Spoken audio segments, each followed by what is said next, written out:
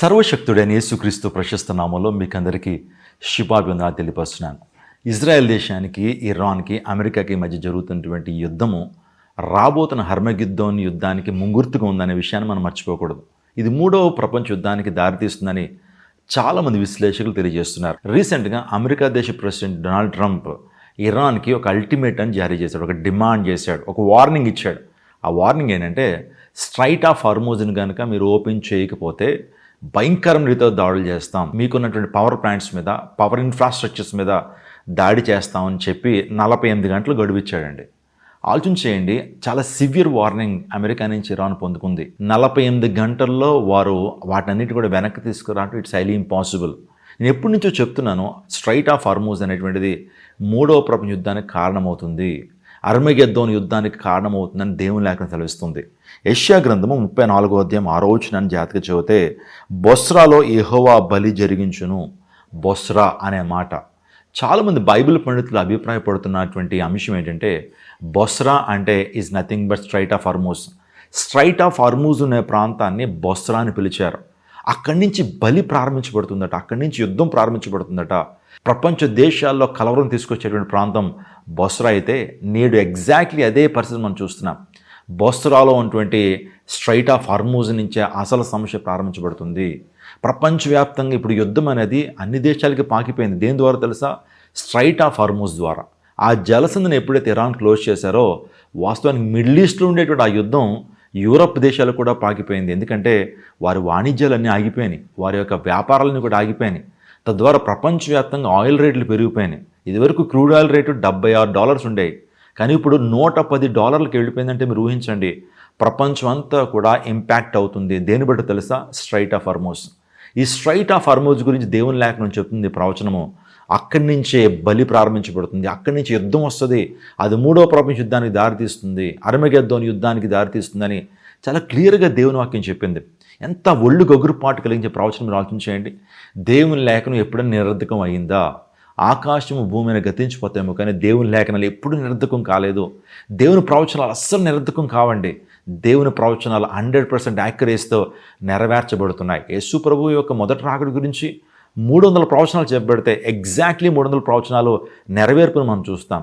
యేసు ప్రభు రాకడ గురించి సుమారు 2000కు పైగా ప్రవచనాలు బైబిల్ గ్రంథంలో రాయబడితే అవన్నీ కూడా నెరవేర్చబడుతున్నాయి. ఇరాన్ యుద్ధం గురించి కూడా బైబిల్లో ప్రవచనాలు మనం చూస్తూ వస్తున్నాం, వాటిని మీకు అందిస్తున్నాను. నేను ఎప్పటి నుంచో మీతో మాట్లాడుతున్నాను. స్ట్రైట్ ఆఫ్ హార్మూజ్ అనేటువంటిది ప్రపంచంలో భయంకరమైన దుమారాన్ని రేకెత్తిస్తుంది.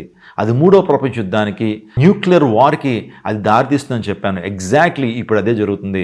స్ట్రైట్ ఆఫ్ హార్మూజ్ని కనుక ఓపెన్ చేయకపోతే భయంకరమైనటువంటి పరిస్థితులు తలెత్తాయని డొనాల్డ్ ట్రంప్ చెప్పడం జరిగింది. ఇప్పటి వరకు జరిగిన యుద్ధంలో ఇజ్రాయెల్ కావచ్చు, అమెరికా కావచ్చు, IRGC ఇన్స్టలేషన్స్ మీద, అవుట్ఫిట్స్ మీద దాడులు చేసుకుంటూ వచ్చారు. అయతుల్లా ఆఫీసుల మీద దాడులు చేసుకుంటూ వచ్చారు.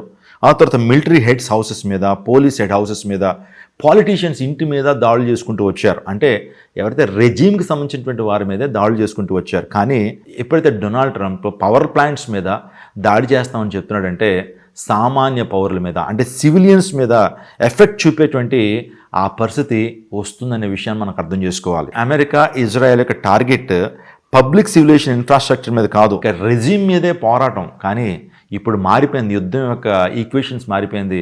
ఇప్పుడు సామాన్య పౌరులు నష్టపోయేటువంటి పరిస్థితుల్లో ఇరాన్ ఉంది. ఇప్పటి వరకు యుద్ధం జరుగుతున్నా సరే సామాన్య పౌరులకి అన్నీ దొరుకుతున్నాయి, చక్కగానే వారి జీవనాన్ని కొనసాగిస్తున్నారు.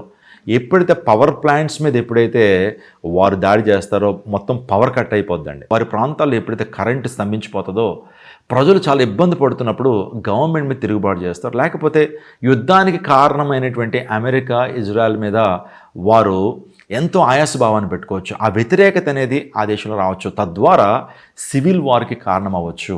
చాలా భయంకరమైనటువంటి ఫైనాన్షియల్ లాస్ అనేటువంటిది ఇరాన్లో జరగచ్చు. ప్రజలు చాలా ఇబ్బందులోకి వెళ్ళిపోతారు. మీరు ఆలోచించండి, ఇరాన్కు ఉన్నటువంటి మోస్ట్ పవర్ఫుల్ వెపన్ ఏంటంటే స్ట్రైట్ ఆఫ్ హార్మూజ్. ఈ స్ట్రైట్ ఆఫ్ హార్మూజ్ ద్వారా ప్రపంచంలో అనేక మందికి ఇబ్బంది కలుగు చేయాలి. అమెరికా, ఇజ్రాయెల్ నష్టపోవడం మాత్రమే కాకుండా అనేకమైన GCC దేశాలు, అంటే గల్ఫ్ దేశాలు కూడా మేము నష్టాన్ని కలుగు చేయాలి. అందులో బట్టి ప్రపంచం అంతా కూడా భయంకరమైనటువంటి అనిశ్చిత వాతావరణం ఏర్పడాలి. భయంకరంగా ఒక టెర్రర్ అనేది క్రియేట్ చేయబడాలనే ఉద్దేశంతో వారు చేస్తున్నటువంటి భయంకరమైన కార్యాలు.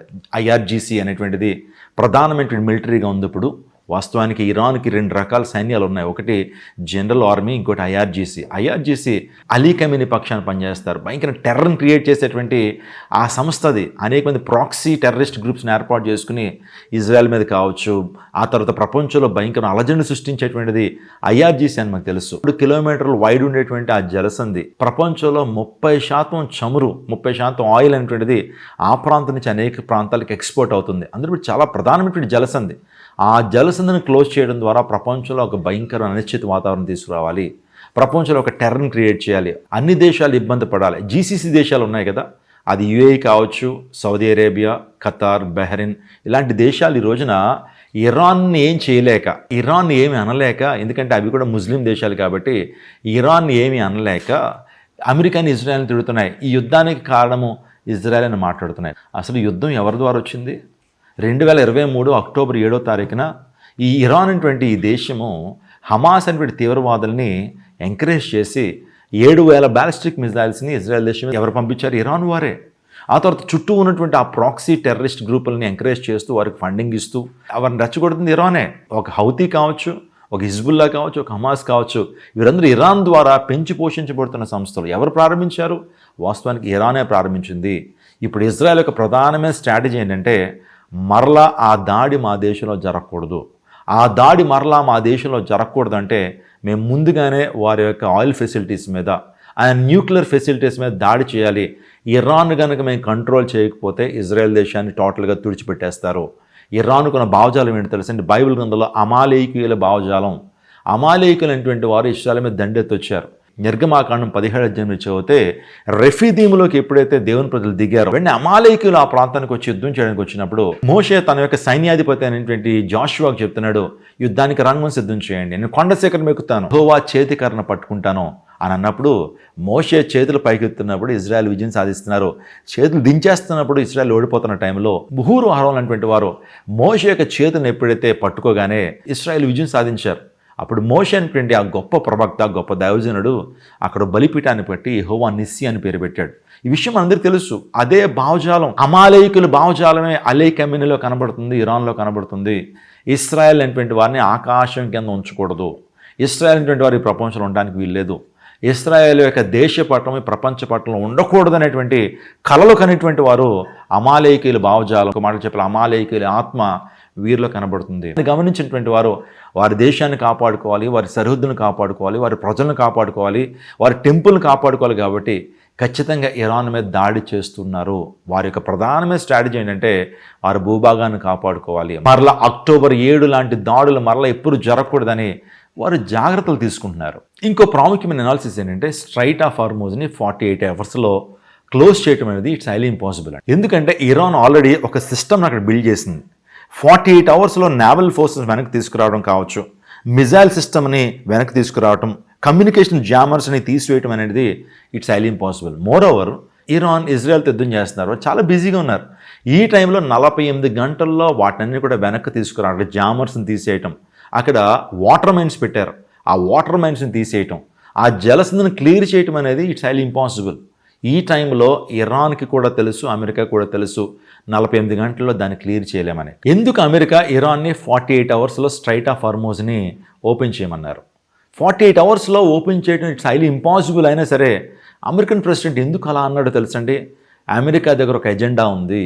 ఇరాన్ నుంచి ఏం ఎక్స్పెక్ట్ చేస్తున్నారంటే ఇరాన్ రెజ్యూమ్ని కంప్లీట్గా ఎండ్ చేయాలనేటువంటిది ప్రధానమైన ఉద్దేశం. ఇరాన్ దేశంలో కీ ఫిగర్స్ అయినటువంటి వారిని టోటల్గా ఎలిమినేట్ చేయాలనేది అమెరికా ఉద్దేశం. స్ట్రైట్ ఆఫ్ హార్మోజ్ని ఓపెన్ చేయబడాలి, ఇరాన్ యురేనియంని ఎక్స్ట్రాక్ట్ చేసేయాలి, ఇరాన్లో ఉన్నటువంటి యురేనియం అంతా కూడా వారు హస్తగతం చేసుకోవాలి, ఇంకా న్యూక్లియర్ బాంబ్స్ వారు తయారు చేయకుండా ఉండాలి, అతను రెజ్యూమ్ని చేంజ్ చేయాలి, ఇరాన్ మ్యాప్ని టోటల్గా చేంజ్ చేయాలనేటువంటిది అమెరికా దేశానికి ఉన్నటువంటి ప్రధానమైనటువంటి ఉద్దేశం, ఇజ్రాయెల్ దేశం ఉన్న ప్రధాన ఉద్దేశం. కాబట్టి అందును బట్టే డొనాల్డ్ ట్రంప్ స్ట్రైట్ ఆఫ్ హార్మోజ్ని ఓపెన్ చేయమంటున్నాడు. అది వారి వల్ల కాదు, ఖచ్చితంగా దాడులు చేస్తారు, వారి ప్రధాన ఉద్దేశం ఇది.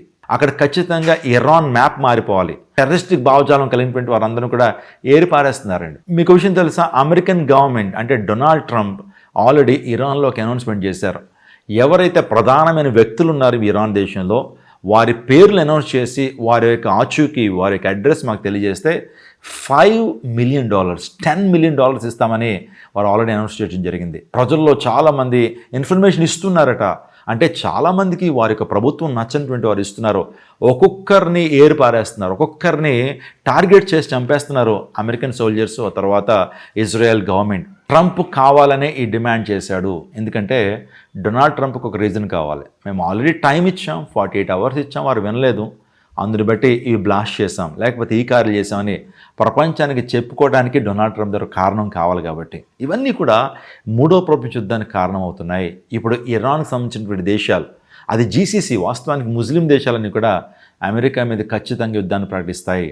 ఆ తర్వాత ఇప్పటికే మొన్నటి వరకు పరోక్షంగా ఉన్నటువంటి యూరోప్ దేశాలు ప్రత్యక్షంగా యుద్ధంలోకి రాబోతున్నాయి. నాటో దేశాలు యుద్ధంలోకి రాబోతున్నాయి.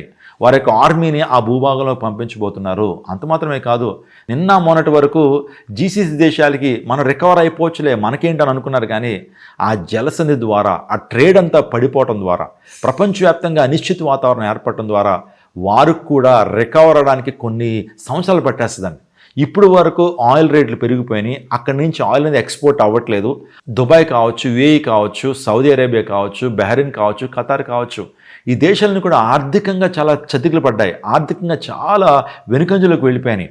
ఖచ్చితంగా వారు కూడా యుద్ధంలోకి వస్తారనేటువంటి విశ్లేషణలు మనకు వినపడుతున్నాయి. నేను ఆల్రెడీ చాలా విషయాలు మీతో మాట్లాడుతున్నాను. అమెరికాకు ఒక రీజన్ కావాలి. 2003 సంవత్సరంలో సద్దాం హుస్సేన్ కూడా ఇలాంటి డిమాండ్ చేశారు. 48 hours కనుక నువ్వు ఇరాక్ని విడిచిపెట్టి వెళ్ళకపోతే నీ మీద దాడులు చేస్తాము, నీ మీద ఇన్వాజన్ చేస్తామని అమెరికా ప్రకటిస్తే, వాస్తవానికి ఆ సద్దాం హుస్సేన్ ఇరాక్ దాటి వెళ్ళాడు ఎక్కడికి. అది అమెరికాకి తెలుసు, అందరికీ తెలుసు. ఒక కారణాన్ని చూపించి సద్దాం హుస్సేన్ని అమెరికా మట్టు పెట్టింది, అంతమొందించింది. అమెరికాకు ఒక రీజన్ కావాలి. అందుని బట్టి మరి ఈ పరిస్థితి ఎంత భయంకర యుద్ధానికి దారితీస్తుందో మనం ఊహించగలం. ఇంకో ప్రాముఖ్యమైన అప్డేట్ అంటే ప్రపంచానంతా కూడా అబ్బురపరిచేటువంటి ఒక దాడిని ఇరాన్ రీసెంట్గా చేసింది.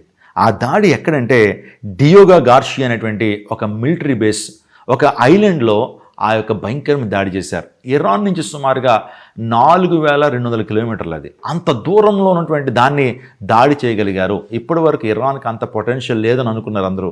అంత దూరంలో ఉన్నటువంటి వాటిని దాడి చేసేటువంటి ఆ మిజైల్స్ ఇరాన్ దగ్గర లేవనుకున్నారు. కానీ ఇప్పుడు ప్రపంచానికి అర్థమైపోయింది, ఇరాన్ మిసైల్ రేంజ్ చాలా పెరిగిపోయింది. డియోగా గార్షియా అటాక్ అనేటువంటిది పరిస్థితులను టోటల్గా మార్చేసింది.